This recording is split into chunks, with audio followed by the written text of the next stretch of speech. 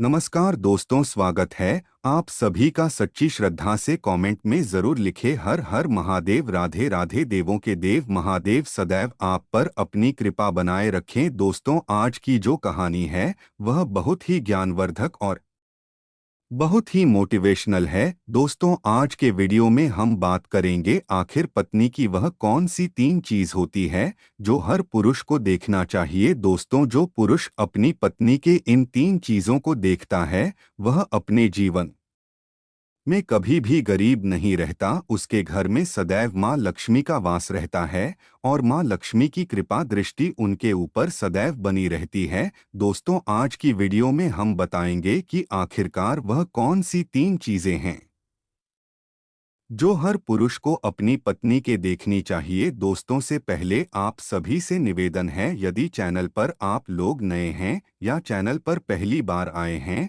तो कृपया करके चैनल को सब्सक्राइब कर ले, क्योंकि दोस्तों हम अपने चैनल पर रोजाना ऐसे ही वर्धक और मोटिवेशनल वीडियो अपलोड करते रहते हैं। चलिए तो दोस्तों शुरू करते हैं आज की इस प्यारी सी वीडियो और इस प्यारी सी कहानी से। जानते हैं कि पत्नी की वह कौन सी 3 चीज है जो हर पुरुष को अपनी पत्नी की देखनी चाहिए। दोस्तों, एक बार की बात है, किसी गांव में एक आदमी रहा करता था। दोस्तों, वह आदमी अपनी पत्नी से बहुत परेशान था क्योंकि उसकी पत्नी अपने पति से बात बात पर लड़ाई झगड़ा करती थी।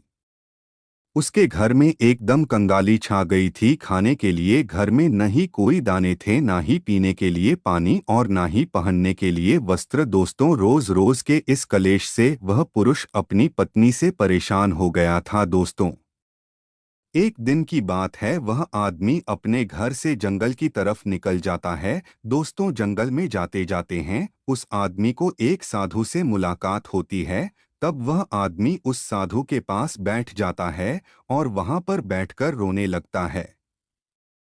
दोस्तों, वह साधु उस आदमी को पूछते हैं कि पुत्र, आखिर तुम्हें हुआ क्या है, तुम क्यों रो रहे हो। तब आदमी साधु को बताता है कि महाराज, मेरे घर में मेरे पत्नी और मेरे 2 छोटे छोटे बच्चे हैं। मेरी पत्नी मेरी कोई भी बात नहीं मानती है, बात बात पर मुझसे लड़ाई झगड़ा करती है, जिसकी वजह से मेरा एक छोटा सा बिजनेस था वह भी बंद हो गया और अब हम घर में दाने दाने के लिए मोहताज है। हमारे घर में खाने के लिए कुछ भी नहीं है, पीने के लिए पानी नहीं है और पहनने के लिए वस्त्र नहीं है। लेकिन मैं अपनी पत्नी को समझाता हूँ कि लड़ाई झगड़े ना करें, इसके बावजूद भी वह घर में रोज लड़ाई झगड़ा करती है। इस वजह से मैं बहुत दुखी हूँ और बहुत परेशान हूँ, इसलिए मैं घर छोड़कर आपकी शरण में आया हूँ। दोस्तों, वह साधु महाराज उस आदमी को बोलते हैं कि पुत्र, तुम रो मत, आज मैं तुम्हें ऐसे 3 चीज बताने जा रहा हूँ जो पुरुष अपनी पत्नी की 3 चीजों को डोट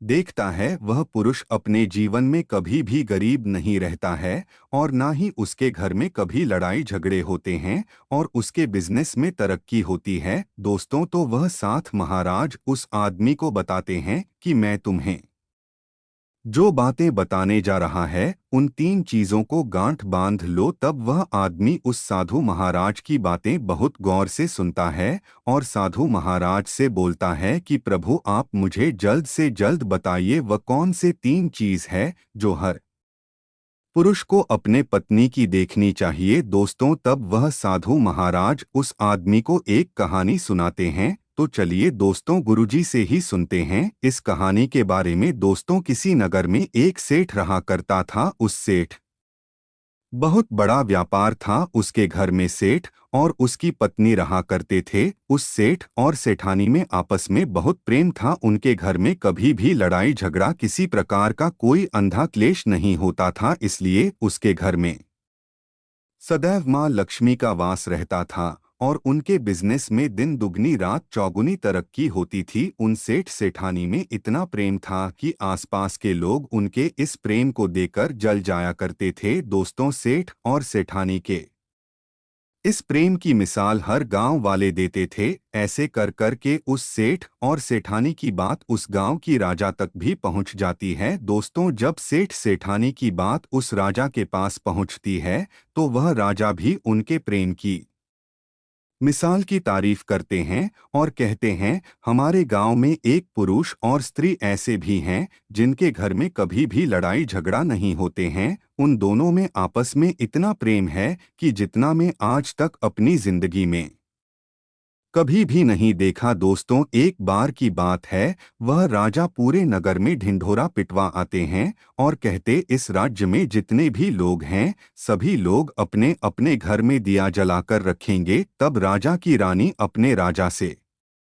पूछते हैं कि महाराज, आखिरकार आप सभी के घर में दिया क्यों जलवा रहे हैं। राजा रानी की बात सुनकर रानी को बोलते हैं कि दीपक प्रेम की निशानी होती है। जिसके घर में दीपक जलता है उसके घर में सदैव ही प्रेम बना रहता है। और मैं चाहता हूं कि जो प्रेम सेठ और सेठानी के बीच में है वही प्रेम हमारी इस नगर में, हमारे इस राज्य में हर पति और पत्नी के बीच में हो। इसलिए मैं हर घर में दीपक जलाना चाहता हूं। दोस्तों, राजा की सैनिक पूरे नगर में ढिंढोरा पीटते हैं और बोलते हैं, सभी के घर में दीपक रात भर चलना चाहिए। दोस्तों, राजा की बात मानकर सभी नगरवासी अपने अपने घर में दिया जलाते हैं। लेकिन जैसे ही आधी रात होती है सभी के घर के दीपक बुझ जाते हैं।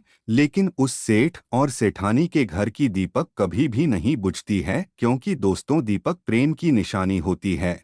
और जो सेठानी थी वह अपने घर की दीपक को सदैव जलाए रखती थी, जिसे सेठ और सेठानी का प्रेम बरकरार रहे। लेकिन दोस्तों, जो सेठानी थी वह अपनी मनमानी काम करती थी, उसका जो मन करता था वह वही काम करती थी। लेकिन सेठ को इस बात से कभी भी कोई दिक्कत नहीं होती थी, क्योंकि सेठ बहुत समझदार था।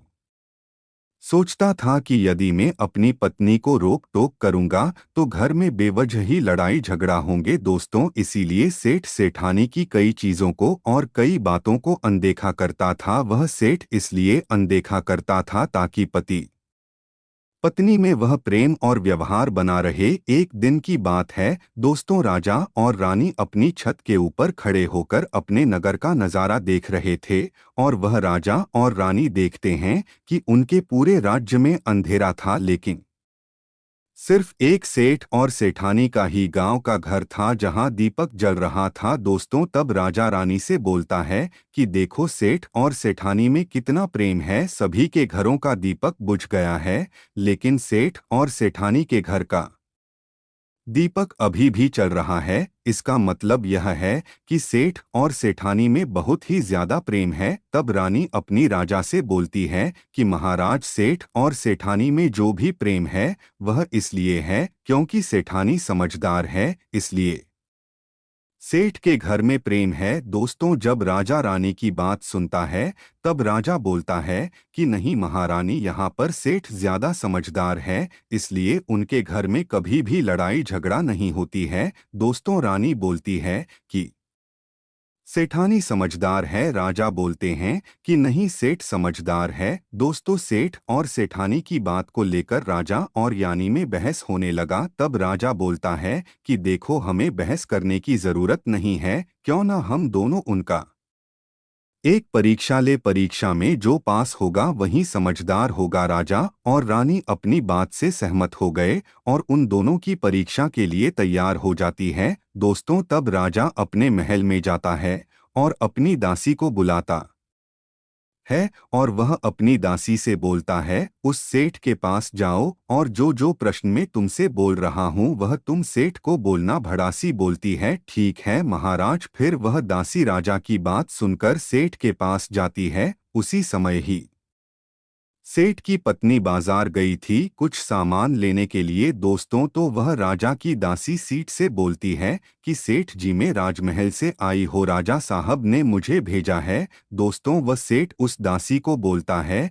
कि बताइए, मैं आपकी क्या सेवा कर सकता हूँ, आप बैठिए, मैं आपके लिए पानी लेकर आता हूँ। तब भड़ासी सेठ से बोलती है, नहीं सेठ जी, मैं राजा की दासी हो, बस आपके पास राजा के समाचार लेकर आई हो। दोस्तों, तब सेठ बोलता है कि ठीक है दासी, आप मुझे बताइए राजा साहब ने क्या समाचार भेजा है मेरे लिए। तो दोस्तों, उदासी दासी सेठ से बोलते हैं कि सेठ जी, राजा साहब ने मुझे यह बोले हैं, यदि तुम अपनी पत्नी को छोड़ देते हो तो वह तुम्हें खूब सारे हीरे और जवाहर देंगे तुम्हें, राजमहल में एक अच्छी पोस्ट पर नौकरी भी देंगे, लेकिन सेठ राजी नहीं हुए। दूसरी बात, रानी ने राजा से बोला था कि नहीं, सेठ समझदार नहीं है, सेठानी समझदार है। दोस्तों, सेठ और सेठानी के बातों को लेकर राजा और रानी में फिर से कहासुनी होने लगी। तब रानी राजा से बोलती है कि तुमने सेठ की परीक्षा ली है, मैं भी सेठानी की पर दीक्षा लेना चाहती हूँ। तब इससे बात क्लियर हो जाएगा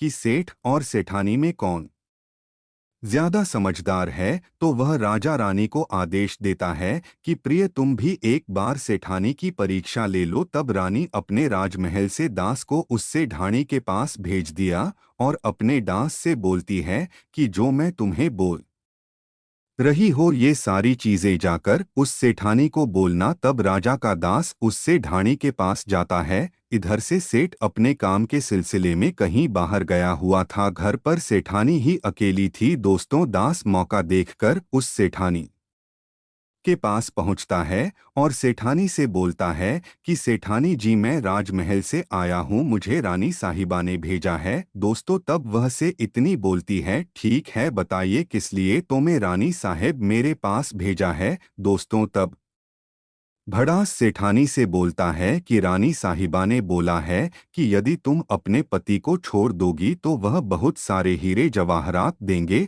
और अगर तुम अपने पति को मार दोगे तो वह तुम्हें अपने राज्य का आधा हिस्सा दे देंगे। दोस्तों, दास की बात सुनकर सेठानी तैयार हो जाती है और कहती है, ठीक है, यदि रानी साहिबा अपने राज्य की आधा हिस्सा मुझे देंगी तो मैं अपने पति को मार दूंगी। दोस्तों, तब उस राजा का दास सेठानी से बोलता है कि मुझे कैसे पता चलेगा कि तुमने सेठ जी को मार दिया है कुछ तो। तब सेठानी राजा के दास से बोलती है कि मेरे घर में जो दीपक जल रहा है वह तुम्हें देख रहा है। तब दास बोला, हाँ, दिख रहा है। तब सेठानी उस राजा के दास से बोलती है कि जब मैं अपने पति को मार दूंगी तो मैं यह दिया बुझा दूंगी तो तुम्हें पता चल जाएगा कि मैं अपने पति को मार दिया है। वह दास सेठानी की बात सुनकर राजमहल को वापस लौट जाता है और राजा और रानी से यह सारी बात बताता है। आने की बात सुनकर रानी बहुत अचंभित हो जाती है और रानी को स्त्री जाति से नफरत होने लगती है। दोस्तों, तब वह राजा अपने सारे दास दासियों के साथ सारे सैनिकों को बुलाता है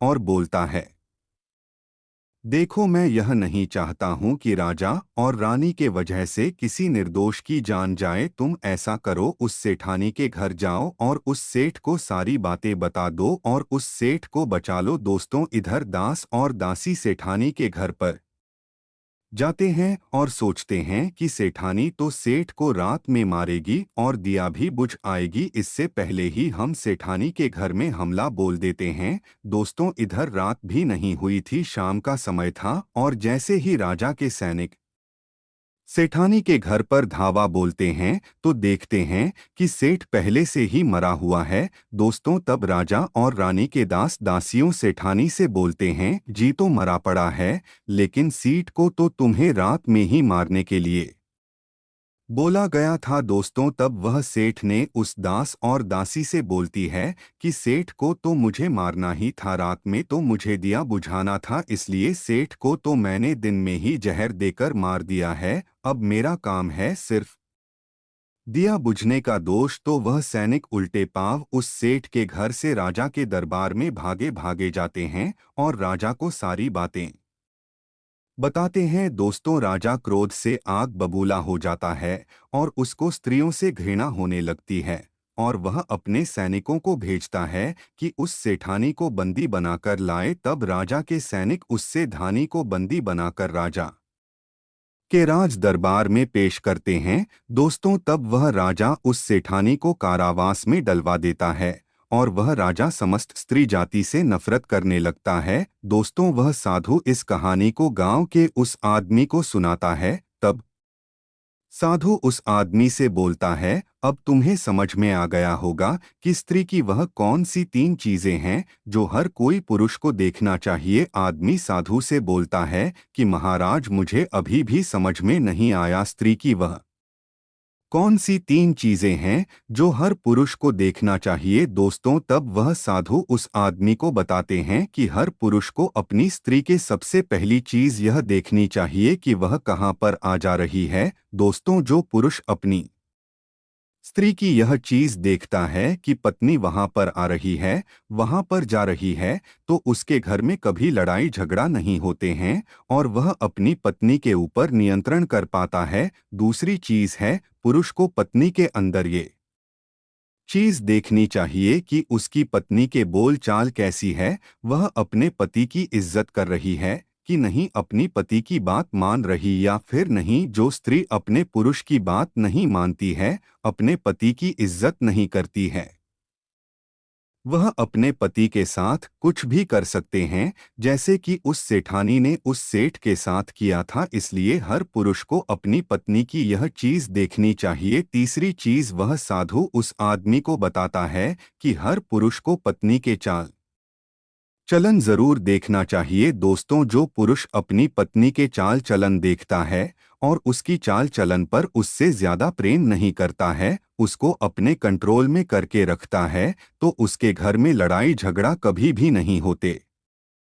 दोस्तों, जो स्त्रियां अपने घर पर मनमानी चलाती है और पति की बातों को नहीं मानती है, उनके घर में इस तरीके की मुसीबत आती है। दोस्तों, ये 3 बातें वह साधु महाराज उस आदमी को बताता है और फिर वह आदमी इन 3 चीजों को गांठ बांध लेता है और साधु को प्रणाम करके अपने घर पर चला जाता है। दोस्तों, मैं उम्मीद करता हूँ आपको इस कहानी से बहुत कुछ सीखने को मिला होगा। दोस्तों, सच्ची श्रद्धा से कमेंट में जरूर लिखें हर हर महादेव। राधे राधे। देवों के देव महादेव सदैव आप पर अपनी कृपा बनाए रखें। इस वीडियो को लाइक करें, अपने दोस्तों के साथ शेयर करें और हमें सब्सक्राइब करना ना भूलें। और हाँ, इस वीडियो से कोई भी सवाल है तो आप कमेंट बॉक्स में ज़रूर लिखें। और आपके पास कोई भी सवाल नहीं तो हर हर महादेव ज़रूर है, क्योंकि आपके कमेंट से वीडियो बनाने का मोटिवेशन मिलता है। धन्यवाद।